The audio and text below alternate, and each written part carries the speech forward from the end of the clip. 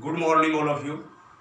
I am Harish Saroha, and today I am starting the new topic, which is Gupta period, Gupta age, because this topic is very important and very innovative topic for the civil services exam preparation. The exam may be CSAT, and exam may be the mains examinations point of view. So today I am starting the Gupta age. Before this topic, I am talking to you and discussing about the what is history and what is the division of history and what is the clear cut classification of history, how we divide history, how we define history. So first of all, I want to say you that history is the continuous dialogue from past to present. And second definition of history is the that history is the basic study of the triple P. First P is personality, second P that is places, and third P that is the period of any time period. Because many viewers have requested to me, sir, please make the new videos regarding our civil services examinations and specifically focused upon the civil services aptitude test and mains examination. So it is my moral duty. I will provide you the better aspects, better information, and better factual and subjectivity to you. Because when we study about any topics, we should mention the all of the objectivity, all of the subjectivity, all micro analysis, macro analysis.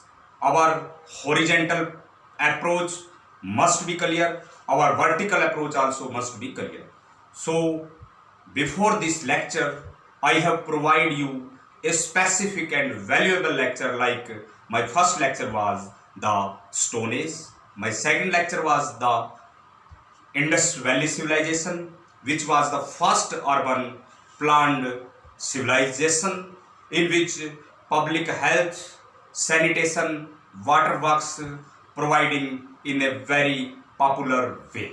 And this civilization was very modern civilization. After that, I told you about a rural culture which is Vedic culture, and I also give a great discourse to you how we considered Aryans as a foreigner invaders, foreigner travelers. After that, I told you about the life and teaching of Buddha, and after that, I told you and give a clear cut lecture to you about the rise and decline of the Magadha Empire among the 60th great Mahajanpada. I told you about the achievement of Bimbisar, achievement of Ajatsatru, Udayin, Sisunath, and Mahapadmanand and Dhananand. And I also little discussion about the attack of Alexander the Great on the west part of our Indian West India.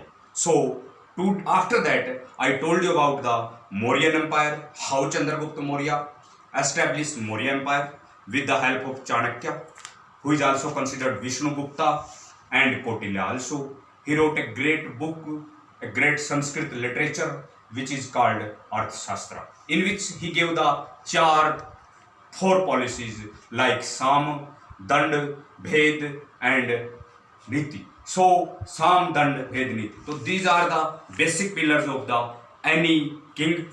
He should mention, he must attention about the four pillar Sam, Dam, Dand, Bheda. So after that, today's my discussion basically focused upon how Gupta established a great empire.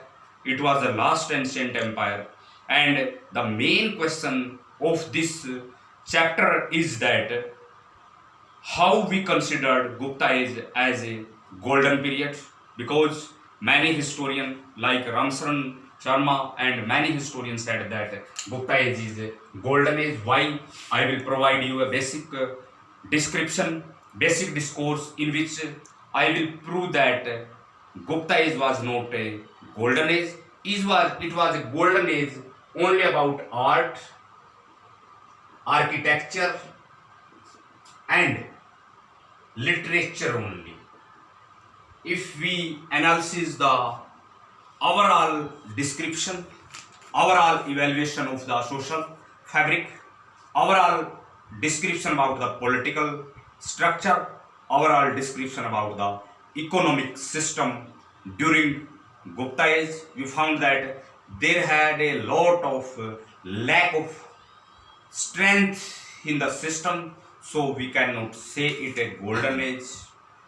After that, I will provide you the political structure of the Gupta age, and after that, I will provide the social system of the Gupta age, economic structure of the Gupta age, cultural structure of the Gupta age, and religious, and as well as I also provide you the administrative history of the Gupta age. Because in my first lecture, I told you about that when we discuss history about upon two pillars. First is according to feature and second is according to time period. So today my content was specially focused upon the Gupta age, how we describe Gupta, why historian called it a Gupta age.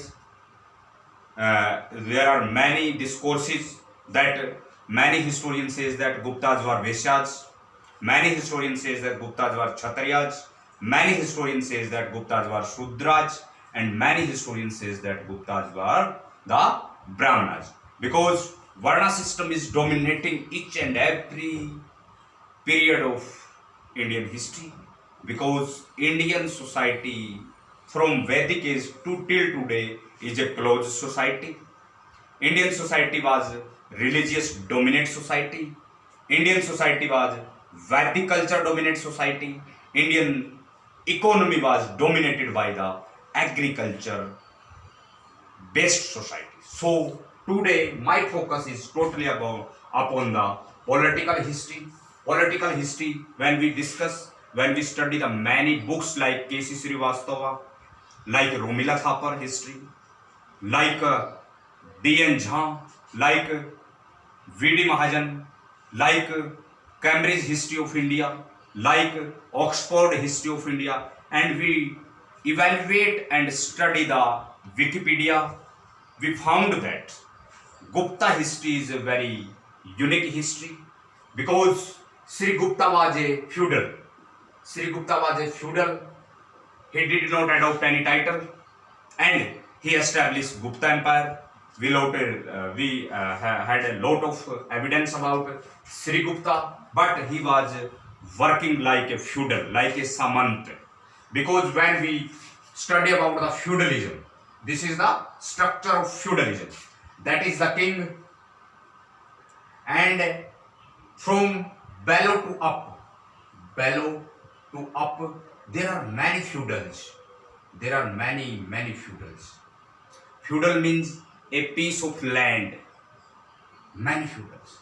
And the duty of feudal is to provide the military protection to the king and also to the tax system, so that the kingdom was continuing growing day by day. So this is the feudal system, and feudalism, when I discussed about the feudalism, I will give you all of the aspects of feudalism, all of the subjectivity of feudalism, all of the structure of feudalism, because feudalism generate and operate into the Gupta age, and feudalism was responsible for the decline of Gupta age. And you see, then you read about the feudalism. After that, this feudalism became the Talukdari system. This feudalism became the Mansabdari system. This became the Jamidari system. These are the feudal systems. So I am telling you about the political history.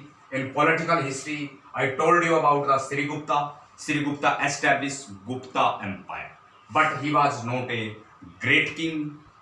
He had very little possibilities. He had very little. So I am telling you about the Sri Gupta. Sri Gupta was working as a feudal. He may be the feudal of Kusanaj. Many historians said that, because we discuss and we evaluate any fact and a figure of ancient history, we depend upon many times only the estimation. So Sri Gupta was a little feudal, but after Sri Gupta, Chandragupta became the king of Gupta Empire in 319. His time period was 319 to 35. He was a great king, Chandragupta first. And we can say also the actual, real and practical founder of Gupta Empire. So Chandragupta first adopted the title of Maharaja Dhiraj. Maharaja Dhiraj. And in the time of Chandragupta first, Gupta Samant was created in 319. He was a great king. He started the golden coin and he married Kumar Devi, which was a Vaishali daughter, Lichvi daughter. And due to the marriage of Kumar Devi to Chandragupta first, he achieved the state of Vaishali. So this was a great achievement which was created, generated and operated by Chandragupta first. So Chandragupta first was really a great leader, great operator and great king of the Gupta Empire. So you should mention all of the facts, all of the conceptual building regarding history, and please subscribe my channel and give a lot of information, data analysis regarding the each and every topic of history, sociology, political science, philosophy, commerce and many discourses I have provided you, like who are Aryans, why Gupta was considered as the golden age of history, and I also told you about the Indus Valley civilization's citizens was the actual citizen of this country and Aryas were the foreigner attackers. After Chandragupta first, Samundragupta became the king of Gupta age. His time period was 335 to 75 AD. And his mother was Kumar Devi, who was the wife of Chandragupta. So he called himself the great son of Kumar Devi and also told about us that he was Lichvi Dohitar. Lichvi Dohitar, he considered himself, he was a great king. He was also the Napoleon of India. When Vincent Smith told him the Napoleon of India, he was Samundragupta. Vincent Smith was a great British historian. He wrote about many Mauryan scriptures. He wrote about Gupta period also. He told Samundragupta as a Napoleon. Napoleon was a great king of France. He was very teeny baby, teeny personality, but his achievements, his aggression, his regression, he was a very adamant and very arrogant person. He wanted to dominate, control all of the world. He was a great admiral. He was a great military officer. Napoleon was a great king and he dominated all of the Europe during his contemporary time. He established the continental system in Europe. He was a great king, but he afraid by a black cat, because a descriptions we found that Napoleon, when his childhood, he feared a black cat, and after that his whole life was dominated by the black cat. So in Waterloo we discussed. After in the world history lecture, I will provide you the great sketch about the Napoleon Bonaparte. Napoleon Bonaparte was a great king, and when we discussed about the Samundragupta, a great comparison between Napoleon Bonaparte and Samundragupta, which was the great king of Gupta Empire. So he targeted, he dominated Digvijay. He also wanted to dominate all of the world. He wanted to dominate, he wanted to victory of all of the world, and he created the concept of Dharani Bandh. So evacuate and control all of the earth, and he dominated many North Indian king, he dominated many South Indian king. He became the different plans, like the victory of North India, the victory of South India, the victory of East India and the victory of West India. So Samundragupta was a really very great king. He was a great fond of guitar, sitar vadak. He was great fond of a guitar. When we found the coins of Samundragupta, we found a great, very clear-cut picture within guitar when Samundragupta was singing the guitar. So Samundragupta was really a very great, innovative creator of Gupta Empire. He established many kingdoms within Gupta Empire. So this was Samundragupta, a very great king, and Vincent Smith told Samundragupta as the Napoleon of India. So please kind mention in your brain, in your subconscious, in your semi-conscious, in your hypothalamus that Samundragupta was. It is very favorite question for the UPSC examiner and for the SSC examiner. They also talk and they also queries about the Samundragupta. Why we called Samundragupta as a Napoleon of India? Because all of the figure, all of the structure was established by Samundragupta. Like when we discuss about Delhi Sultanate, the founder of Delhi Sultanate was Qutbuddin Aibak, but the actual founder was the Iltutmish. Because Iltutmish mixture and adopted the lot of challenges by Mongols and many civil war and give a proper defense. So he is called the actual founder of the Delhi Sultanate. Like this, Samundragupta was the actual founder. Also, we can say it the actual founder of the Gupta period, which was a very great period in ancient India, because ancient India is the very pillar and very superstructure of our Indian history. Because during the ancient India, India is a subcontinent, and the war, trade, commerce is very important. So this was Samundragupta. After Samundragupta, we discuss about the Chandragupta II, because after Samundragupta, Ramgupta became the king of Gupta Empire, but he was very inefficient and he was very inactive and very dirty type king. So that's why Chandragupta II murdered Ramgupta and became the king of the Gupta Empire, and he titled himself Devputra, Devraj and Devshutra. So that these are the basic titles which was adopted by the Chandragupta II.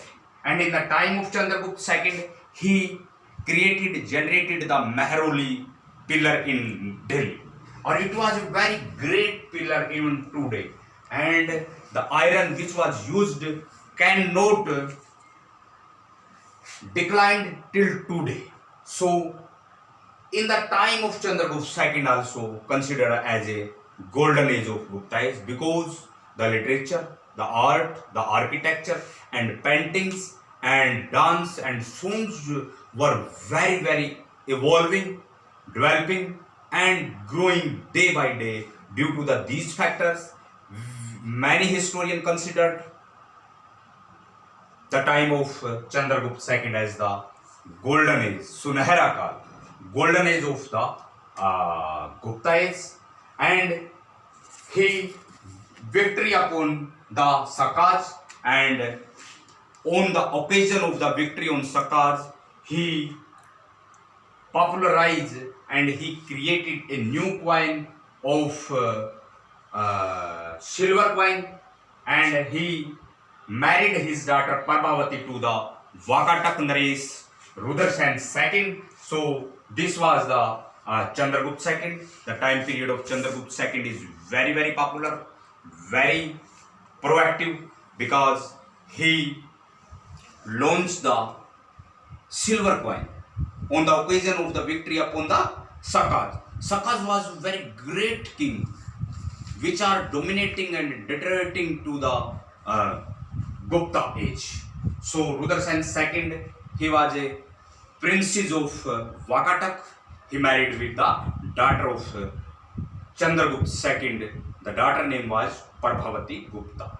So this is very clear-cut achievement which was created by Chandragupta II. After that, Kumar Gupta became the king of Gupta Empire.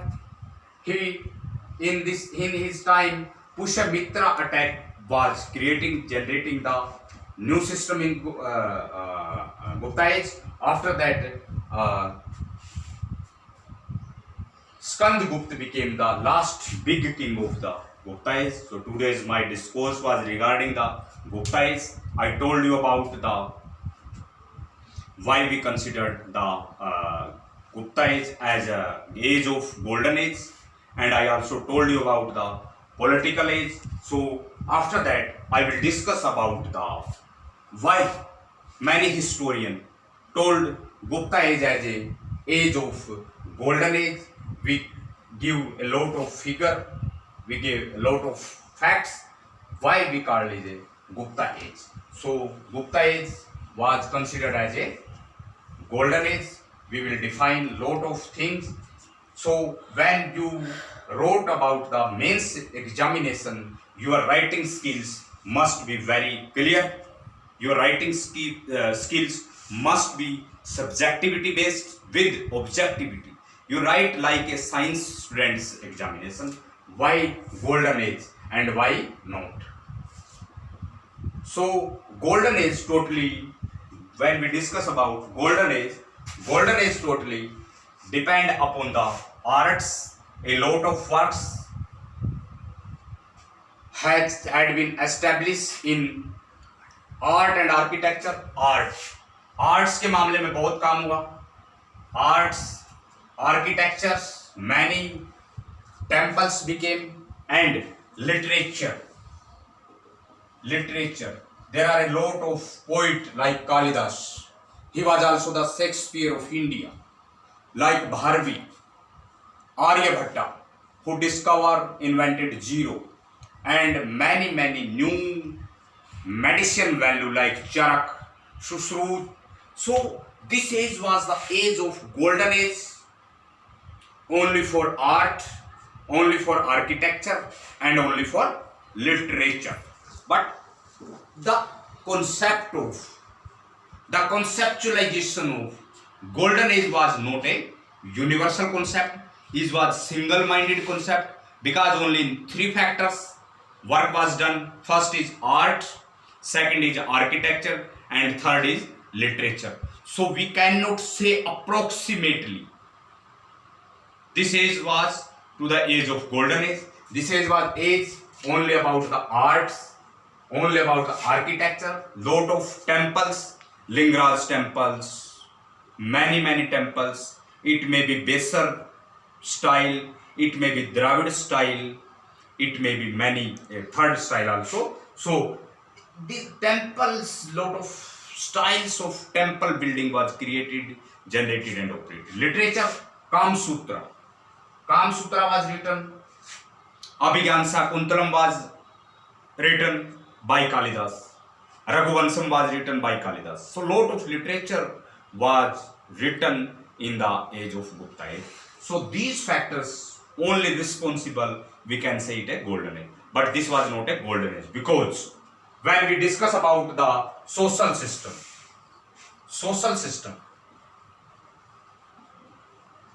when we discuss about the social system, the sati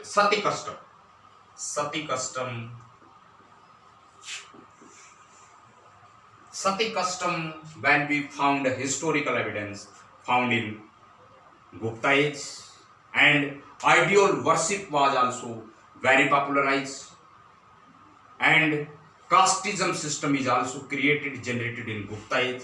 And when we discuss about the many social hybrid marriages and a lot of system of marriages, widow system was recreating. So these were the system, because social system was declining in the age of Gupta age. So students, please mention that when you analyze any questions, your broad will be very visionary, you will be very proactive, and also evaluate each and every aspect of all of the questions. So social system is very negative, because when we discuss about the sati system, widow remarriage, parda system, devdasi system, when we system about the lot of girls and lot of divorces girls were living a miserable life. They becoming the Devdasi, they becoming the Harijana, Girijana in the Gupta age. So that's why we can say that this age was not the age of golden age. When we discuss about the economy, because economy is the base of any society. When we discuss about Das Kapital and Communist Manifesto, which was written by Karl Marx, who was a great philosopher, great thinker, great intellectual, great economist, great sociologist of Europe. He told us about in Das Kapital and Communist Manifesto that the money is everything. Money is superstructure.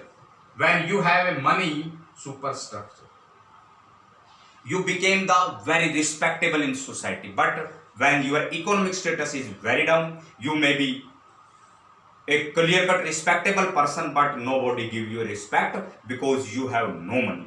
When we testify the golden coin of Gupta age, the coins was very duplicate coins.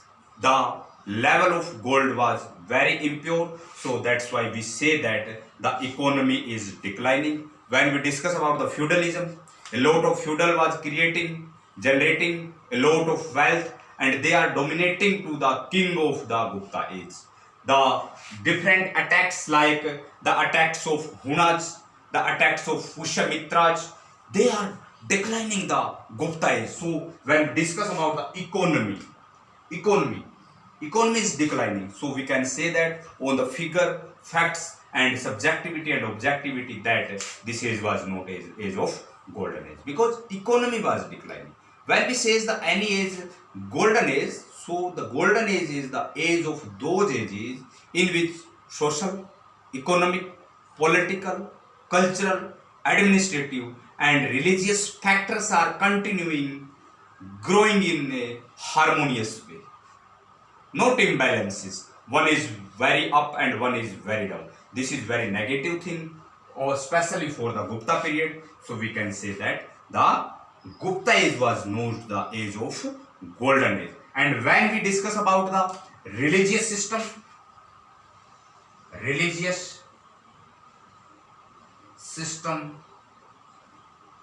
of Gupta age, religious system of Gupta age.